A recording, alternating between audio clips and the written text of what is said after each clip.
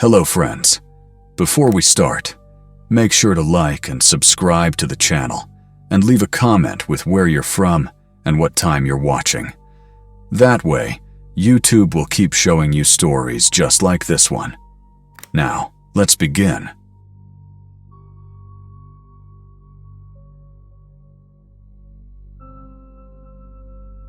When we bought the house on Maple Ridge Lane just outside Columbus, Ohio, it felt like winning a lottery we never signed up for. The housing market was insane. Every decent home was either overpriced or sold within a day. But this one, an old two-story house sitting on a quiet corner lot, had been listed for months. The price kept dropping. And when our realtor told us the latest offer had fallen through, something inside me said, "Take it before someone else does." It was charming, in its own outdated way. Big yard, a huge maple tree shading the front porch, windows that looked like they belonged in a movie from the 60s. My wife, Emily, instantly fell in love. Our 6-year-old daughter, Ava, loved the attic room with the slanted ceiling. And I was just happy we finally had space. No more thin apartment walls. No more noisy neighbors complaining every time Ava played too loud.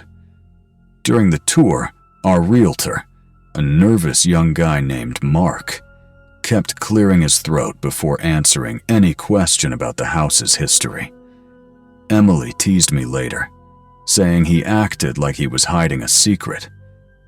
But when you suddenly get a beautiful home, thousands cheaper than market value, you don't dig too deep. You sign, you smile, you move on. We moved in the first weekend of September. Sunny weather. Leaves just starting to change. It was perfect.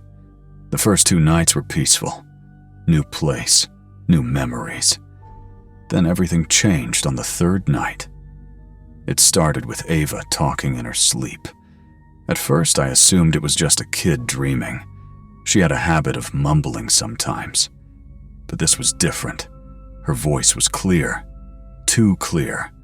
Like she was awake and having a conversation. I opened her door gently. Moonlight spilled into the room, revealing Ava sitting upright on her bed. Her eyes were open, staring at the far corner of the room. A shadow pooled there, darker than the rest of the night. "Sweetie," I whispered. She smiled softly without breaking her gaze. "He likes us," she said. A chill crawled up my spine. "Who?" "The man who lives here." Her tone was cheerful, like she was describing a friend at school. I flicked the light switch instantly. The corner was empty. The shadow vanished. Ava blinked, confused, and looked around as if waking from a dream. She didn't remember saying anything.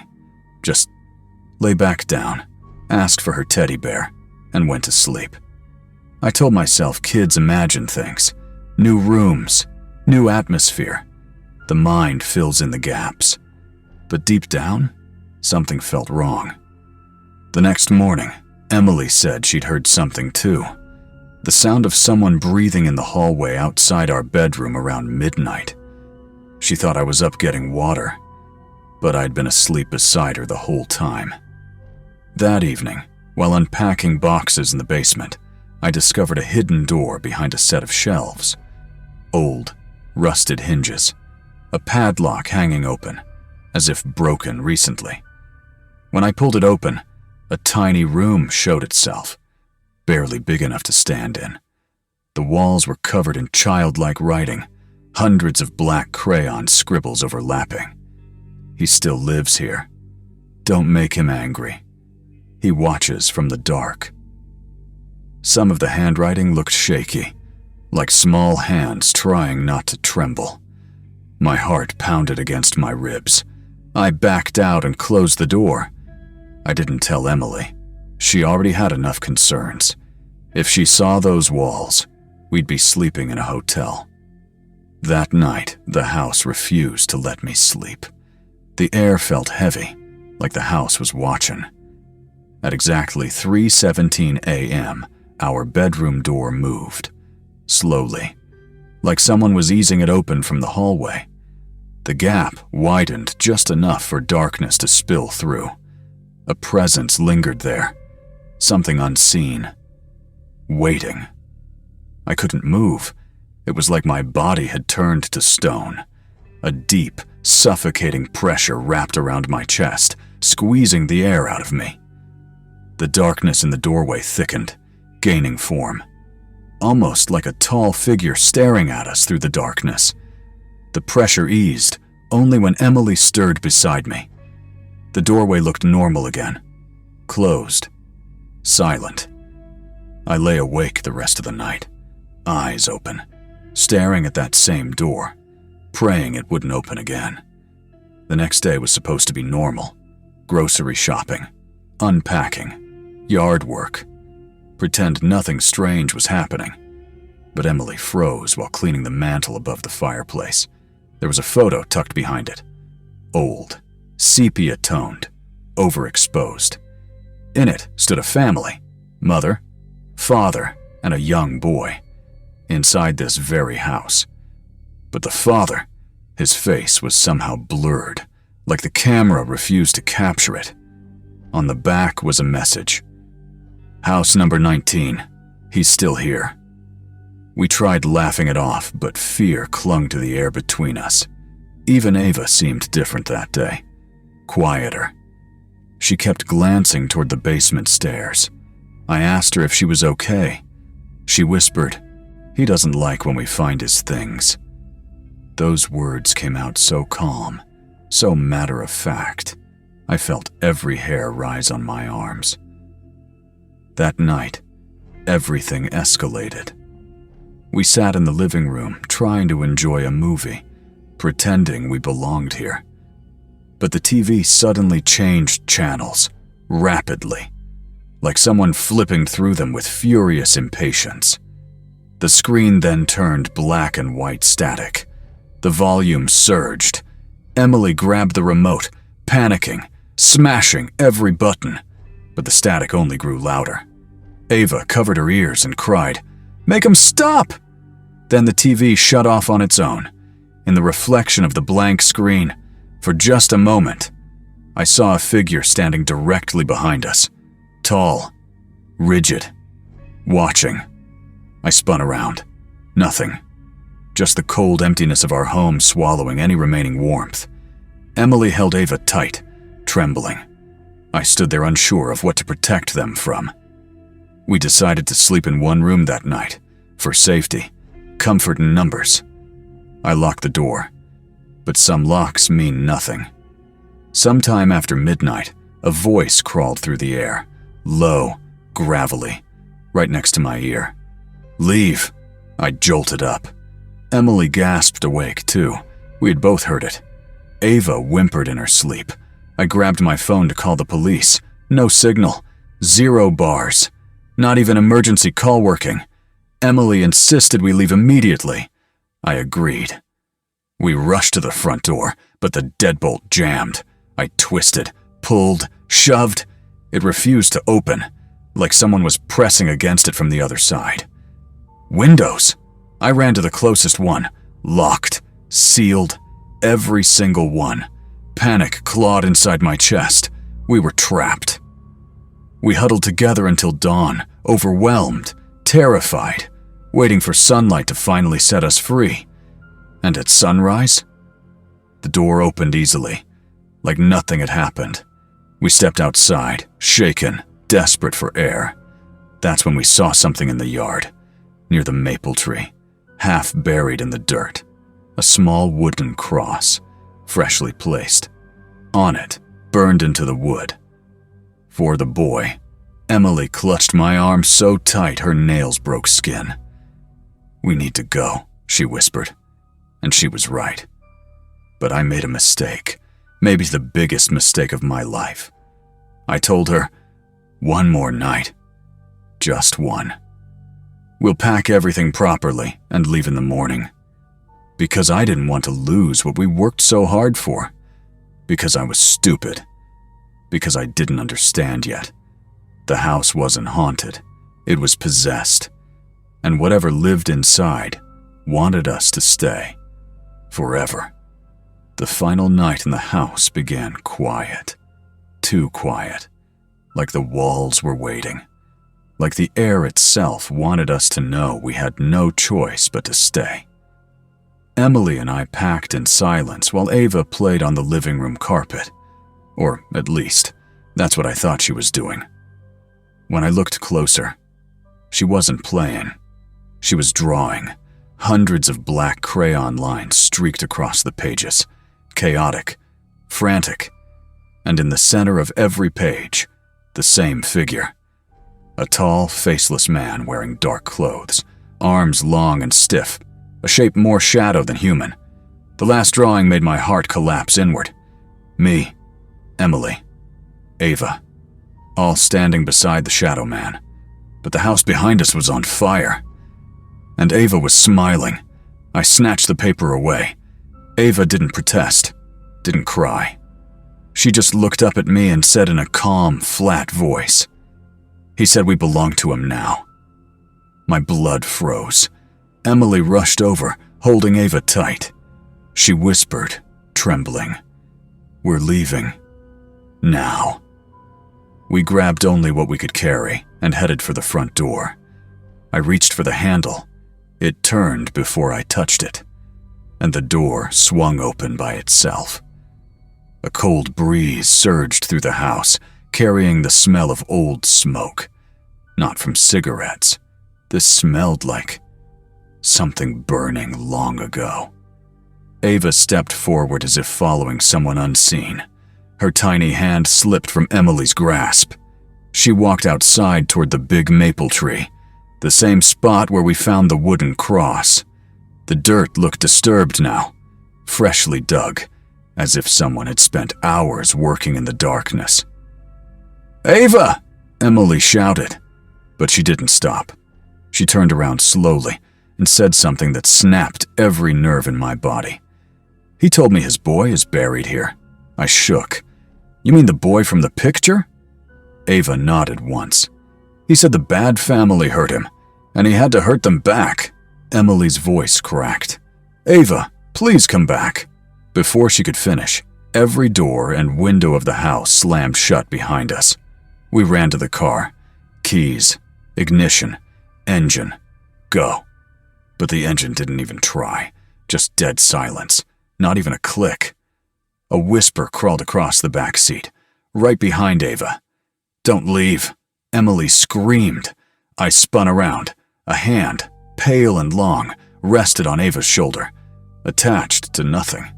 Just a floating arm fading into the dark behind her. I lunged to pull her away. But Ava didn't move. She stared into the yard, eyes wide and unblinking. With a sudden burst of strength, I yanked her into my arms. We ran to the driveway, Emily right behind me. But the ground felt like it was swallowing our feet. Mud thickening, clinging, refusing to let us escape.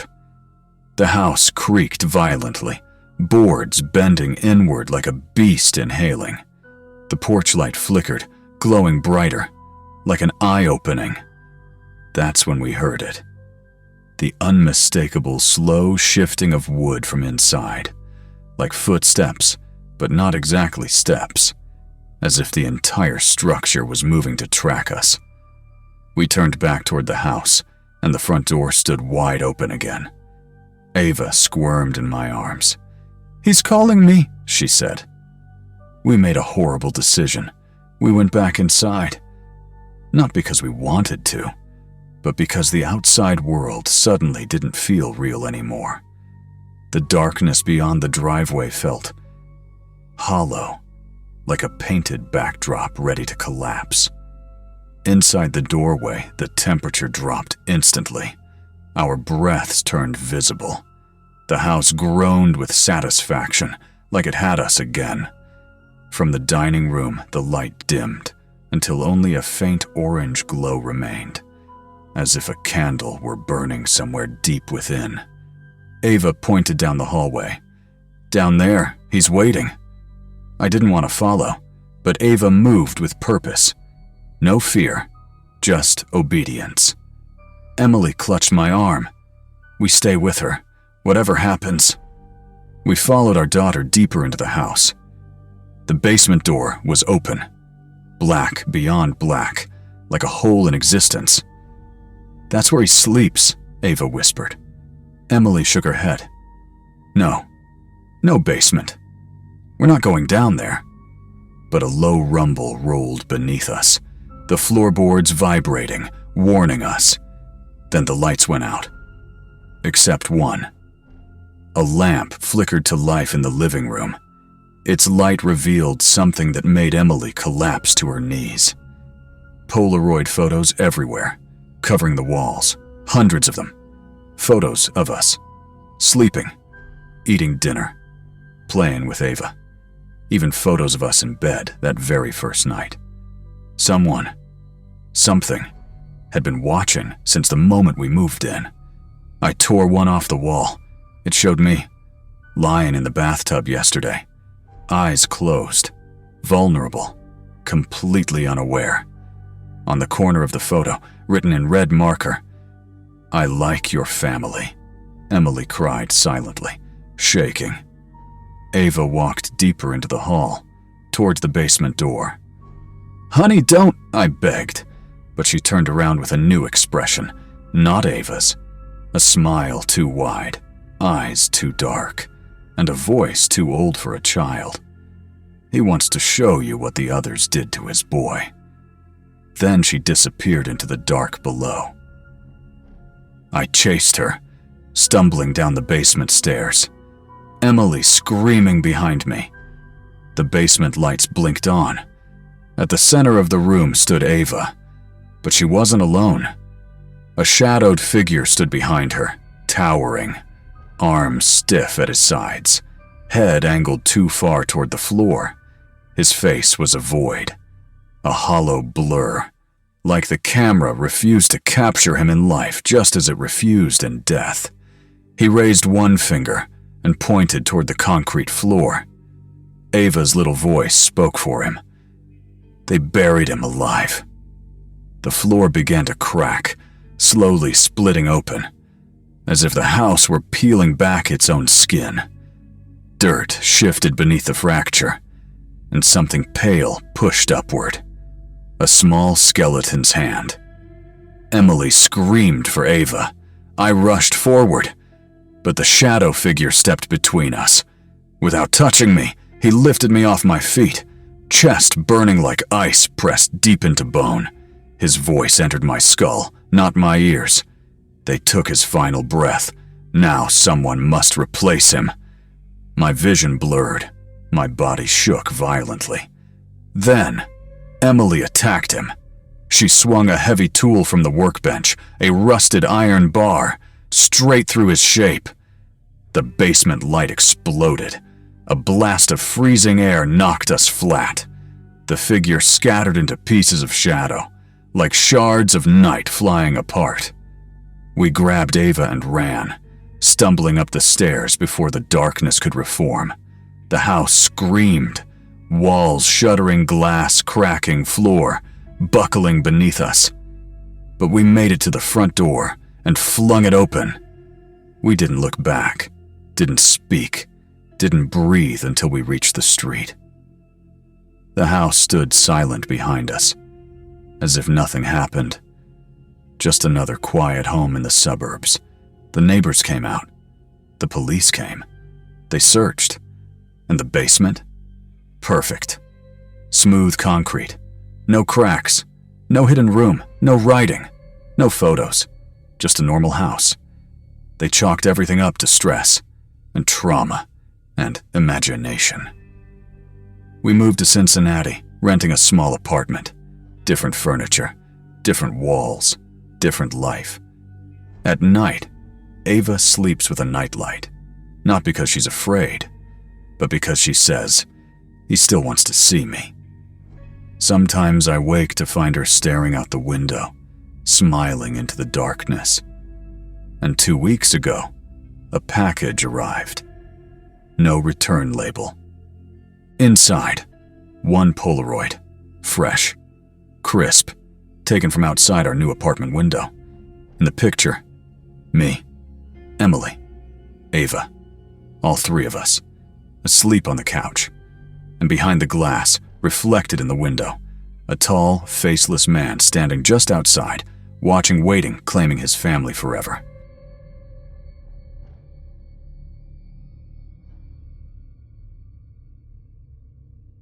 I moved to the town of Ravenshade in northern USA to start a new chapter of my life. The house I bought sat on a quiet street near a forest line, with towering pine trees that looked like silent guards watching over every inch of land. From the outside, the house looked perfectly normal. White wooden walls, a porch swing that creaked when the wind passed, and windows that gleamed in the late summer sun. It felt peaceful, and that was exactly what I wanted. A place with no memories of the past. A place where I didn't have to constantly look back and feel the weight of everything I left behind. The real estate agent who showed me the property had been strangely brief about its history. Whenever I asked questions about previous owners, she would dodge them with an awkward smile. I assumed maybe there had been a divorce or financial problems, nothing out of the ordinary. People leave houses behind for all kinds of reasons. On the day I moved in, the air smelled like rain even though the sky was blue. There was a stillness around the yard that made me pause. I chalked it up to nerves and focused on unpacking instead. Inside, the house felt colder than it should have, especially for late August. The living room had a brick fireplace, and above it, a dusty mirror that stretched almost the entire width of the wall. I wiped it clean with the sleeve of my shirt and stared at my own reflection. I felt like things could finally go right, but that feeling lasted only a few hours. The first strange thing that happened was in the kitchen. I opened the fridge to put away groceries, and as soon as I stepped back, the fridge door swung shut with such force that it rattled the entire appliance. I froze. There was no draft, no one else in the house. It was just me. I tried to laugh it off, even though a chill crawled up my spine. Later that evening, I sat on the porch swing with a drink, watching the sun slide behind the trees. Darkness settled fast, and everything faded into silhouettes. I heard something, a soft scrape along the wooden boards behind me. When I turned, nothing was there. The swing rocked gently beneath me, the chains groaning as though someone else had just pushed off from the ground. I went inside and locked the door. Sleeping in a new place always takes time, but that night, sleep refused to come. I lay in bed, staring at the ceiling, the shadows shifting whenever headlights from passing cars slipped through the curtains. It wasn't until after midnight that I finally dozed off. I woke up because something brushed against my foot. I jolted upright. The room was pitch black. I reached for my phone to check the time, but before I could, I saw movement at the foot of the bed, a shape rising slowly, like a person trying to stand. My heart pounded so loud I could barely hear my own breath. I blinked hard, trying to adjust my vision. When my eyes finally focused, nothing. Absolutely nothing. I turned on the bedside lamp and searched the whole room. The closet was empty. The corners were bare. Everything was untouched. But my foot still tingled where something had touched it. The next morning, I told myself it was just a nightmare brought on by stress and a big life change. Still, the uneasiness lingered like a bitter taste in the back of my throat. It only got worse from there. 2 days after moving in, I found a drawer in the hallway that was completely jammed. Curious, I forced it open and discovered a small stack of old photos. The images were faded, but I could see a family, a man, a woman, and a little boy with dark hair. They stood in front of the same fireplace that now sat in my living room. The boy wasn't smiling.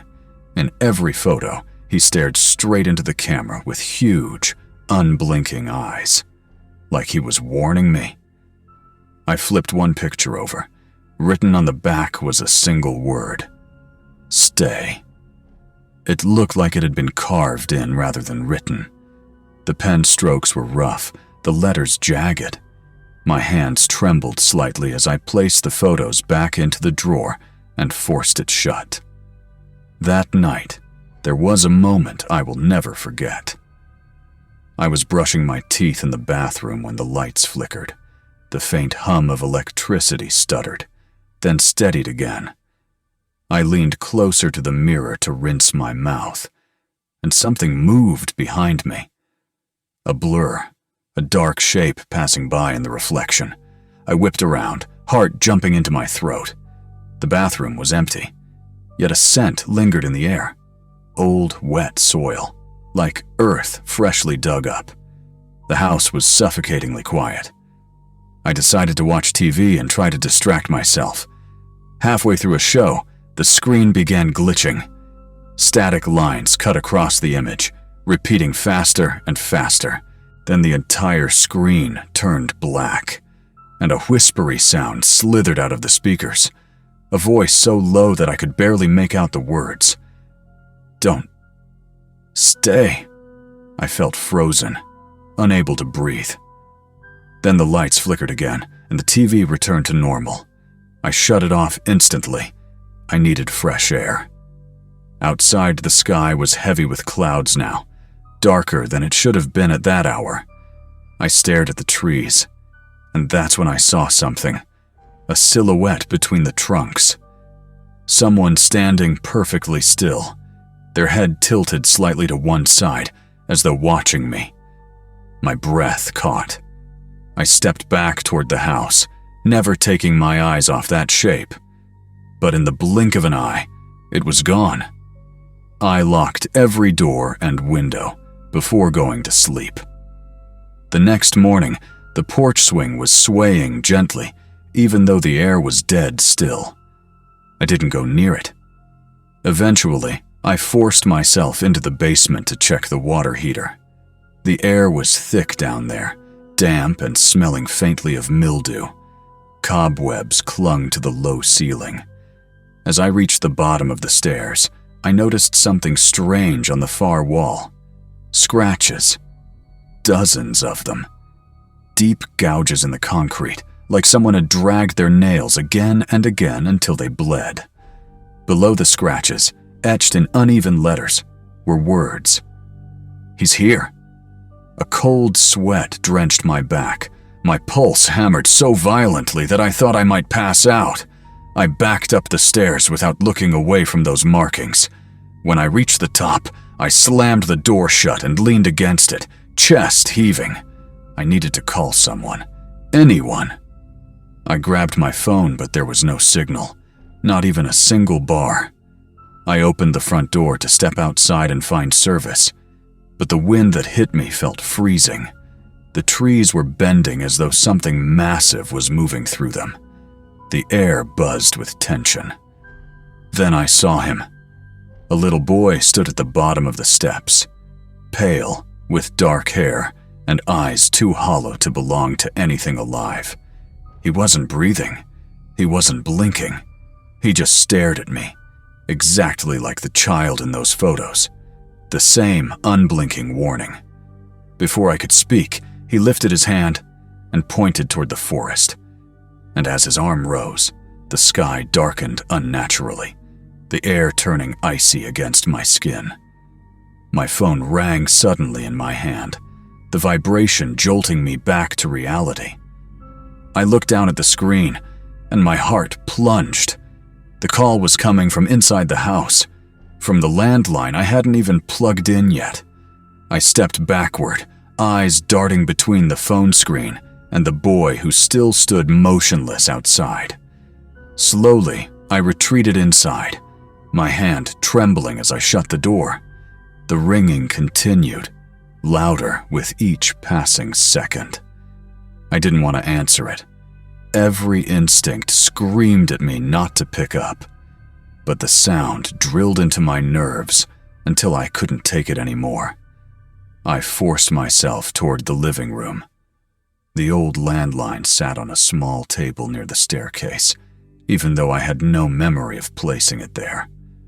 The handset shook slightly as the ringing persisted.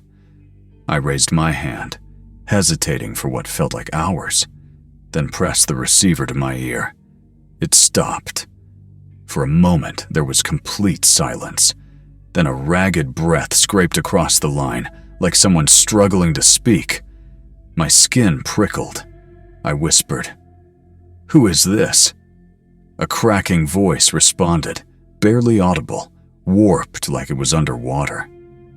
"You shouldn't have come." I dropped the phone instantly. It hit the floor, the impact echoing through the room. I stumbled backward, gasping for air. I decided right then that I wasn't staying another night. I didn't care about the money I'd lose selling the place. Nothing was worth keeping myself in that house. I rushed into the bedroom to throw clothes into a bag, but as I reached for the closet door, something caught my attention. The mirror above the fireplace, visible through the doorway, was no longer reflecting the room correctly. The living room behind me looked darker in the reflection, like the lights had gone out in that world, but not in mine. There was movement in the mirror, too. A tall shadow emerging from the darkness, slowly creeping toward where I stood. I spun around, but the living room was empty. When I looked back at the mirror, the shadow kept coming. I felt trapped in a nightmare that refused to end. I staggered out of the room and grabbed my car keys. My hands shook uncontrollably as I yanked open the front door. The boy was gone. The street was empty again. I sprinted to the car, but the moment I pressed the key fob, the house behind me groaned as if something inside was waking up. The windows began to fog up on the inside, like something invisible was breathing all around me. I wiped a circle in the glass to see outside. A face stared right back at me. A pale, sunken face. A face inches from the window. I screamed and fell backward, barely catching myself on the gravel driveway. The face pressed against the window wasn't just looking outward. It was smiling. A slow, deliberate stretch of the lips that revealed too many teeth. Teeth that looked cracked and pointed, like broken glass jammed into gums. Its eyes weren't human. They were pits of darkness, swirling, alive, hungry. Before I could scramble up, the car's doors locked themselves, one after another. Metal clicking sharply as though something inside was sealing itself in, or sealing me out. The headlights blinked twice, like a sinister gesture. The engine revved on its own, even though no key had touched the ignition. The house behind me let out a low, vibrating groan again. The porch swing creaked in a rhythm that sounded like breathing. The trees rustled violently, even though the wind had died. Every direction felt wrong. I backed toward the edge of the yard, desperate to find someone, anyone. But the entire street looked abandoned now. No lights from neighbors' houses, no passing cars, no distant sounds of life. Just a suffocating silence that wrapped itself around me like invisible vines. The front door slammed open behind me. I turned, heart pounding so hard it hurt. A man stood inside the doorway, tall, thin, clothes tattered like he'd been buried and dug up. His skin clung to his bones like wet paper. His hands were long, fingers stretched unnaturally, as though each bone had been pulled apart. He tilted his head slowly and smiled with that same jagged grin I had seen on the reflection. "You're already part of it," he hissed, voice scraping against the edges of the living room walls. I stumbled back, nearly falling again. "Stay away from me!" His expression twisted into something hateful. Then suddenly, he vanished. Gone, like he was never there. I didn't dare approach the car again. I ran toward the woods. Branches whipped my face as I pushed deeper, the air freezing with each frantic step. I had no idea where I was going. I just needed to be anywhere but near that house. The ground felt uneven beneath me, soft in some places, like fresh soil turned over. My lungs burned, my legs trembled, but I kept running. Something moved alongside me. Not footsteps, something heavier, sliding, dragging. I didn't look. I didn't want to know what was pacing me between the trees. After what felt like an eternity, I spotted a small cabin in the distance. A faint light glowed from the window. Relief surged through me. I sprinted toward it, banging on the door with both fists. "Please, somebody, help me!" The door opened, and an elderly woman stood inside, wrapped in a thick cardigan, eyes wide with concern. "What are you doing out here?" she asked, her voice shaking. "My house," I gasped. "Something's wrong with my house." Her face changed instantly. The warmth drained from her eyes and was replaced by pure fear. She stepped aside and gestured me in, slamming the door the moment I crossed the threshold. "You moved into the White House across the road, didn't you?" she asked, whispering like she didn't want the walls to hear. I nodded. She locked 4 different latches, then pulled her curtains closed so tightly not even a sliver of moonlight could pass. Her hands shook as she motioned for me to sit. "That place. It isn't a house anymore," she said. "Whatever lives there never left." I stared at her, chest still heaving. "Who lived there before?" She hesitated, swallowing hard. "A family. When their son died in that place, everything changed. They said he wasn't himself anymore, even before he disappeared." "Disappeared?" I echoed. She nodded grimly. "One night, he walked straight into the woods. They found his clothes near a broken tree stump, but they never found him. And then his parents vanished too. Some say the house kept them. Others say something inside followed them wherever they went." A chill crawled over my skin. The photos, the boy, the mirror. "Why didn't the real estate agent tell me?" I asked, voice trembling. "They never do," she whispered. "No one wants to admit that place is cursed." She leaned closer, her eyes glassy. "And no one who stays there long enough ever escapes it." "I'm leaving," I said quickly. "Tonight. I'm not going back there." Her gaze softened. For a moment I thought she might help me. But then her expression fell into something bleak, something hopeless. "I'm sorry," she murmured. "But you already went back." I stared at her, confusion turning into dread as her words twisted into meaning. "What do you mean? I'm not in the house." She pointed with a trembling finger toward the mirror on her wall. And in that reflection, I saw the White House behind me, standing tall, windows glowing, its door wide open, inviting, waiting. "No," I whispered, backing away. The old woman didn't move. She stood perfectly still. Too still.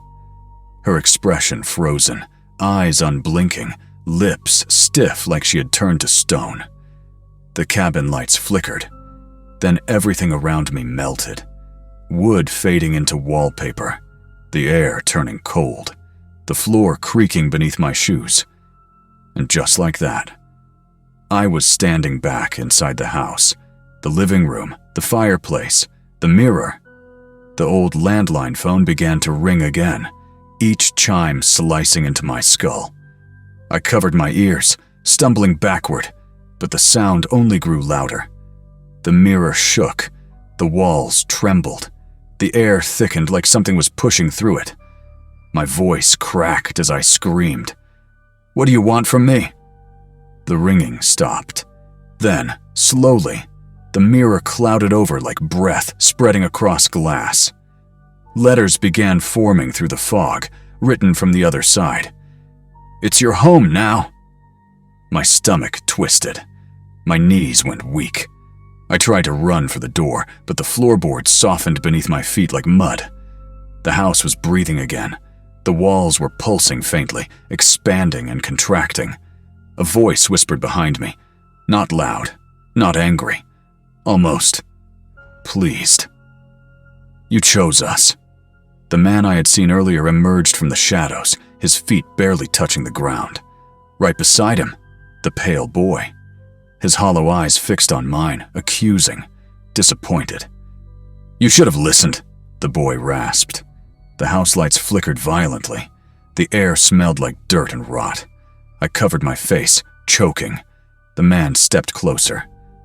"You belong to him now." I forced myself to speak, voice breaking. "Who?" All the lights went out, and in the blackness, a shape, massive, distorting the space around it, rose from the floor, crawling, stretching, formless, yet undeniably alive. It let out a guttural breath that made every bone in my body vibrate. A word scraped across the inside of my skull. "Stay!" A hand, cold, skeletal, wrapped around my ankle. I screamed until my throat tore. The house swallowed the sound whole. I don't remember falling unconscious, but I remember waking up. Daylight streamed through the windows. Birds chirped. Everything looked normal. The photos in the drawer were gone. The scratches in the basement were gone. The house felt warm, calm. For a moment, I convinced myself it was a nightmare. Then I looked in the mirror. Something stared back at me that wasn't my reflection. Beneath my skin, something else is alive. Watching. Waiting. I tried to walk out the front door today, but the key wouldn't turn. The windows won't open. My phone shows no service at any time of day. Neighbors pass by, but they never look up. They never see me. They act as if this house is still abandoned. Because maybe I never escaped that night. Maybe the moment I stepped into this place, I stopped being someone who could leave. The house has a pulse now, and I can feel it sinking with mine. Every time I breathe, it breathes. Every time I think about escape, it gets angry. I hear the boy sometimes, humming softly in the hallway. Sometimes I catch the thin man staring at me from the reflection, smiling like he knows I'm breaking. But the worst part, I'm starting to understand the message carved into that old photo. Stay. Not because the house traps people, but because once you enter, you become part of the house. And soon, someone new will come. They'll unpack their belongings. They'll try to sleep. They'll ignore the warnings, and I'll be the one watching this time. Waiting, smiling, inviting. Because here, I'm not the victim anymore. I'm home, and I'm not lonely now. The boy stands beside me. The thin man rests just behind my shoulder. We are waiting for the doorbell to ring again. The house loves new people. It always has. And once you are here, there is only one rule: never leave.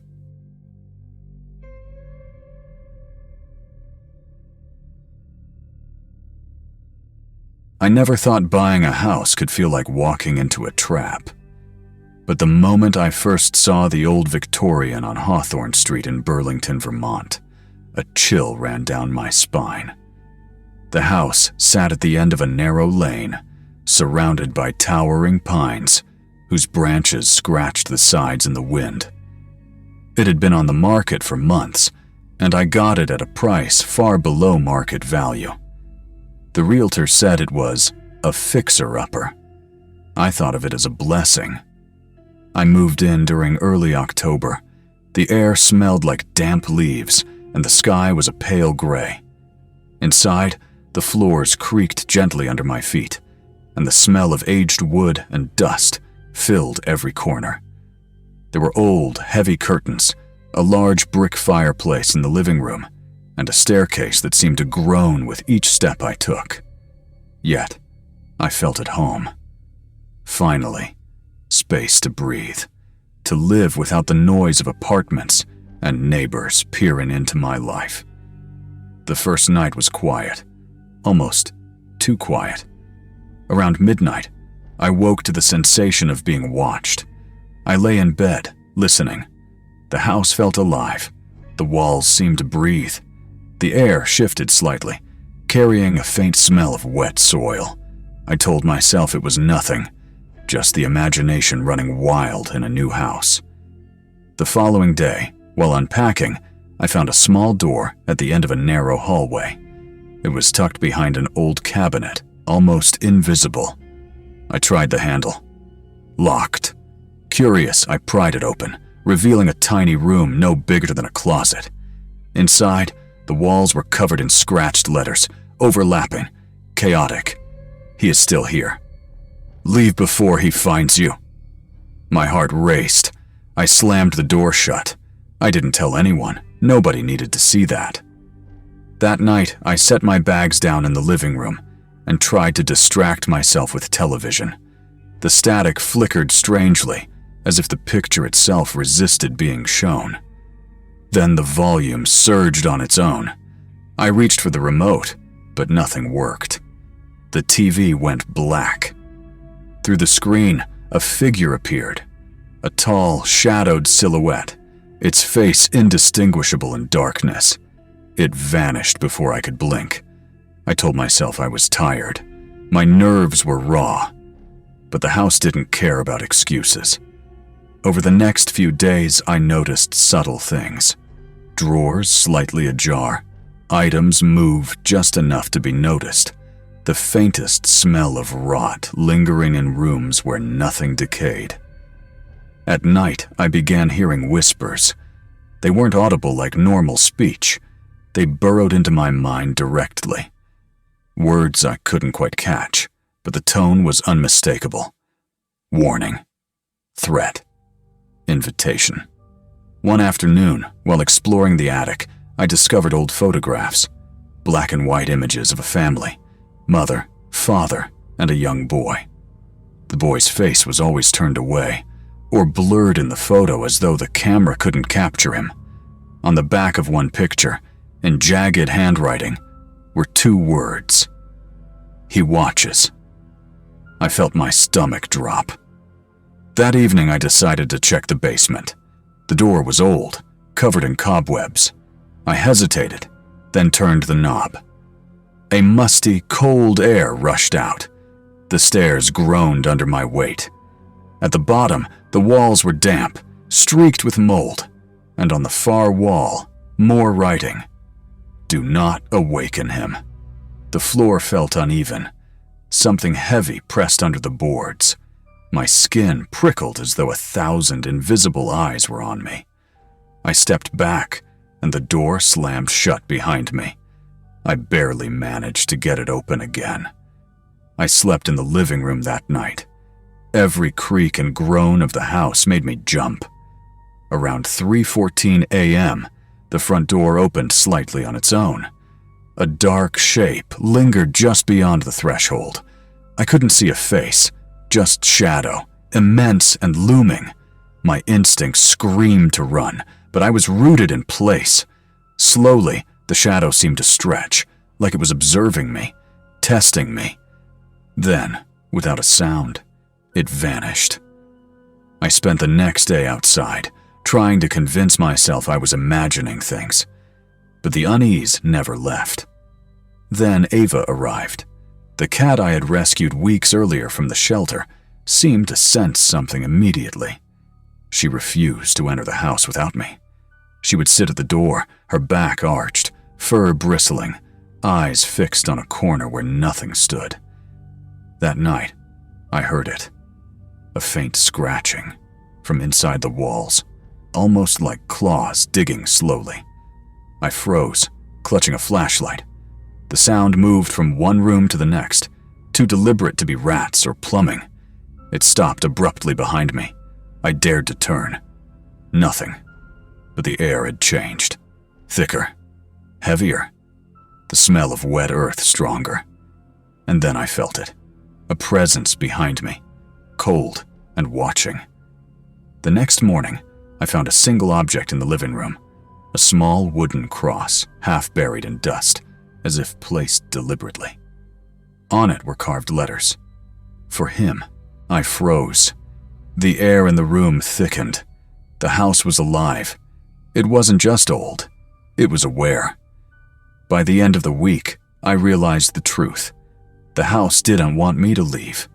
It wanted me to belong. I tried to contact the real estate agent again, but she didn't answer. I went outside to find neighbors. The street was empty. Houses appeared abandoned. Even the air felt heavier, denser, almost solid. The boy appeared again that night, standing silently at the foot of the stairs, his eyes hollow, unblinking, and the tall shadow in the corner moved closer, slowly. The presence pressed down on me like a physical weight. I realized then that the house had made its choice. I was staying. I tried to run, but as soon as I touched the door, the floor shifted beneath me. The walls groaned. The house was closing in, sealing me in. I screamed until my voice felt torn, raw, swallowed by the oppressive darkness. I ran to the basement again, hoping to hide, to find a way out. But the room had changed. The walls were closer, the ceiling lower. Shadows writhed along the floor. In the center, the boy waited, his hollow eyes drilled into me. Behind him, the tall figure, impossible and elongated, leaned forward slightly, as if examining me. I understood, in a flash of horror. I was no longer alone. I was already part of this house. When I woke, the sun was barely above the horizon. A soft orange glow filtered through the curtains, but the house felt different. Heavy. Expectant. I tried to shake off the lingering terror from the previous night, convincing myself it had been exhaustion, imagination, or some trick of old wood and shadows. I moved cautiously through the living room. The cross I had found was gone. The photographs were neatly stacked on the mantel. The boy's face always turned away. Yet a sense of being observed weighed down every step. I couldn't explain it, but the house wasn't just old or abandoned. It was sentient. That morning, I heard a noise unlike anything I had experienced before. A soft, deliberate sound, almost like the floor itself shifting. I froze, staring at the staircase. The air felt denser, thick with the scent of earth and decay. And then I saw it. The boy. Pale, hollow-eyed, small, standing motionless at the top of the stairs. He raised a hand, just slightly, pointing toward the attic. Instinct screamed for me to ignore him, to leave the house. But something compelled me to move, a force I couldn't resist. Step by step, I ascended the staircase, my heart hammering. The house seemed to pulse beneath my feet, each creak echoing through the walls like a warning. The attic door was slightly ajar. A faint light spilled out. Inside, dust swirled in beams of sunlight, and old furniture lay scattered like forgotten memories. In the center of the room was the tall figure I had glimpsed before. Its face was featureless, shadowed, yet every inch of it exuded intelligence and malice. The boy was beside it, silent. Together, they formed an eerie tableau, observer and enforcer. My breath caught in my throat as I realized the truth. The house didn't just harbor spirits. It claimed them, reshaping them, integrating them into its structure, its consciousness. "You shouldn't be here," the boy whispered, his voice echoing in my mind, not spoken aloud, but felt. The house transmitted their words directly into my thoughts. I wanted to flee, but the air thickened, becoming almost viscous. Every step toward the attic exit felt heavier, like moving through water.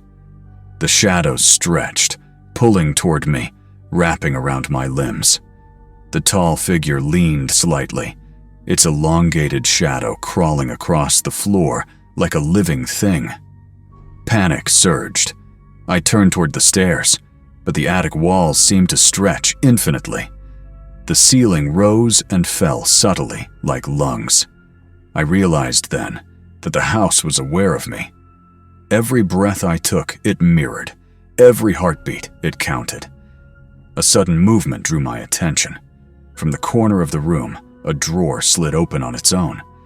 Inside lay a small, cracked wooden box. Trembling, I lifted the lid. Inside were trinkets, toys, and photographs of previous occupants, all showing the same boy in different houses, always hollow-eyed, always watching. A chill ran down my spine. The house was older than I had imagined. It had always existed, taking, consuming, reshaping.